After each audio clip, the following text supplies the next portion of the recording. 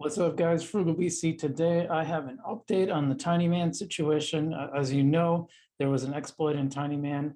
I'm going to give you all the updates. It's not up yet, and I was going to wait, but I just feel like too many people have been asking me about it. So let's get that out there today. All that on today's Frugal BC.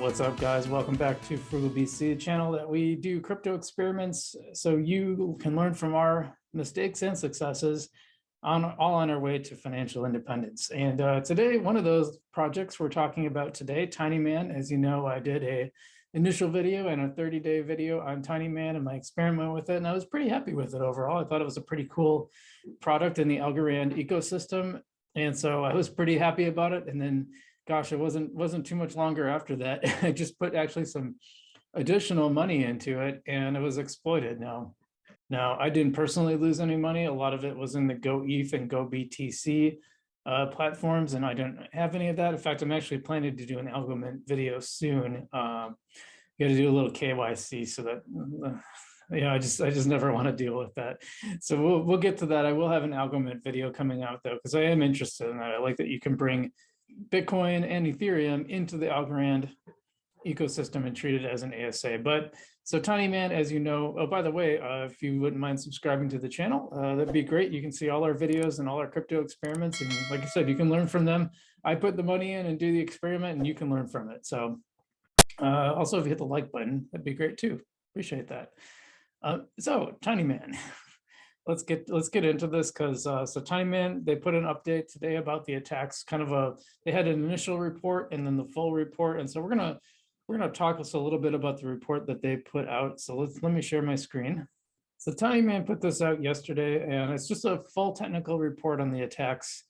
We're not going to dig super duper deep into the technical aspects. I know some coding in Python. I've been learning more Python as mostly for data visualization, and lately I've been kind of getting into web scraping too, but I don't know nearly enough about programming to read a technical report. But this is some of the what they have here in this is there's a lot about how the attacks went down. So basically what happened, and this was around the first of the year, there was a first wave of attacks that were orchestrated by 4 wallets on the GoBTC algo and GoETH algo pools.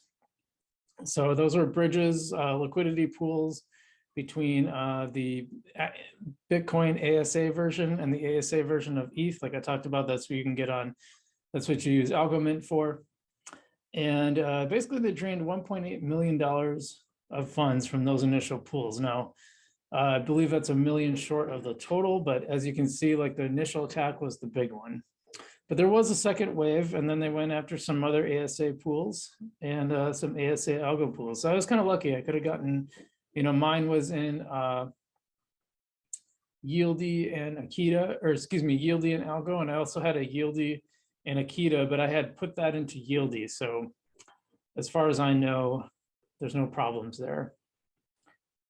And then, so the second wave was being implemented in minting LPs, which was, as they say, a function of Tinyman's version 1 contracts that allowed users to add liquidity to pools. So in other words, the first one, they went after the pools themselves.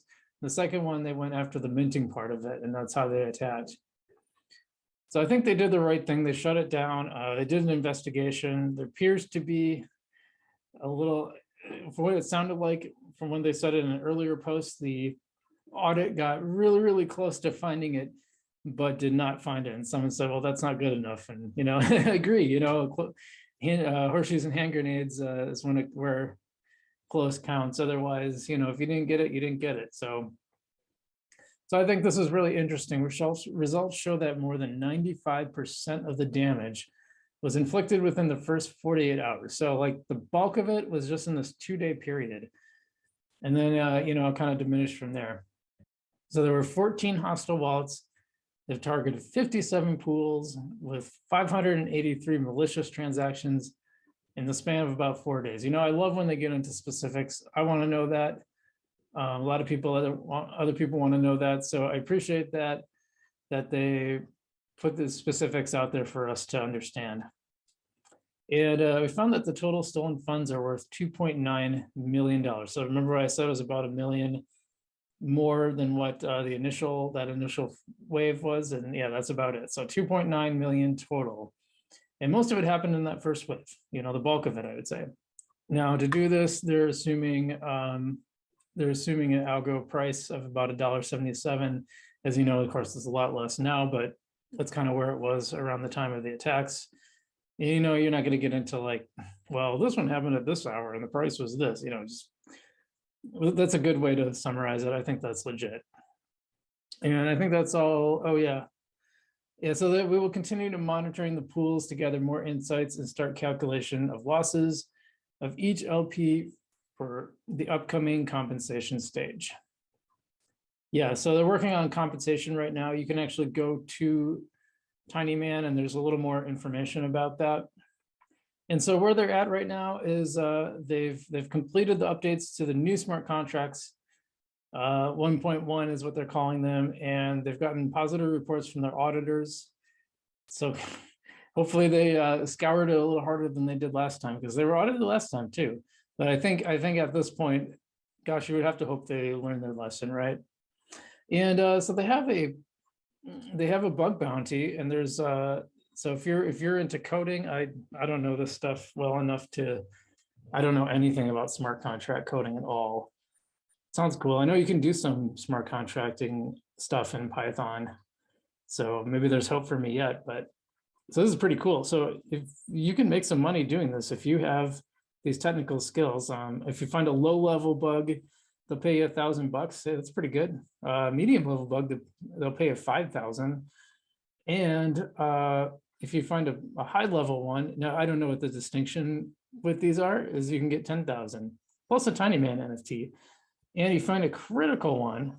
So this is like the top level, like super duper duper big deal. Maybe the kind of bug that would have prevented this last time. They'll give you up to $100,000 in a single edition Tinyman NFT. So I think that's pretty cool. Did they describe that at all? No, they don't. That's just the severity of bugs, so that's a big deal. So it's not live yet. I noticed that when I went to Tinyman today, I was actually able to redeem some of my excesses, which I wasn't able to before. So I mean, that's pretty cool. Some of them didn't work though. So that's something to keep in mind too. And with all that said, I mean, it must be ready to get going soon. Now, the question is, are you going to trust it again? Because I know there's a lot of people, I've been kind of monitoring the discussion on Reddit, and some people are like, I don't know. Other people are all in. I think it's going to cost them, they're going to lose some people from that they had last time. So you are going to see a decline in usership from before. However, I don't think that they're going to lose everybody. I know some people are bullish. I'm going to put a little bit back in. I treated this as an experiment, and I will this time too. And I'm not going to put a ton in. I didn't really put a ton in last time. It was just a little bit to experiment and see how it works. And so, I guess you're going to have to make that decision on your own. I don't want to tell you what to do, but I know that these projects, there are risks involved, and this is one of them. It's pretty new technology. It's not really stood the test of time yet. So because of that, there is the possibility that something like this can happen. So this is one of the reasons why I do all these little experiments, is because I really think it's a good idea, in my opinion, not to put all your eggs into one basket. Find a few different things to put your projects in. If one fails, at least you have all these other ones going on. You don't lose everything. So that's my non-financial advice, because you know how that goes. Can't give the financial advice without being accredited. And I hope you guys are doing well out there. If you lost some money in Tinyman, I'm really sorry for your loss. That really sucks. And I was happy that I didn't lose mine, but even if I had, it was a pretty tiny amount, so I wouldn't have been too broken up, but it would have sucked. I mean, it's not nothing, right? I'd be curious what you guys' experience with Tinyman is, so leave a comment. I'd love to hear, did you lose a bunch of money? That sucks, and let us know. Or were you able to get your stuff out? whatever your experience is, I want to hear about it in the comments. And I try to comment I try to reply to just about everybody when I can. Sometimes I think they get kind of lost in the shuffle, but anyway, as Frugal BC, as always, I'll see you in the future.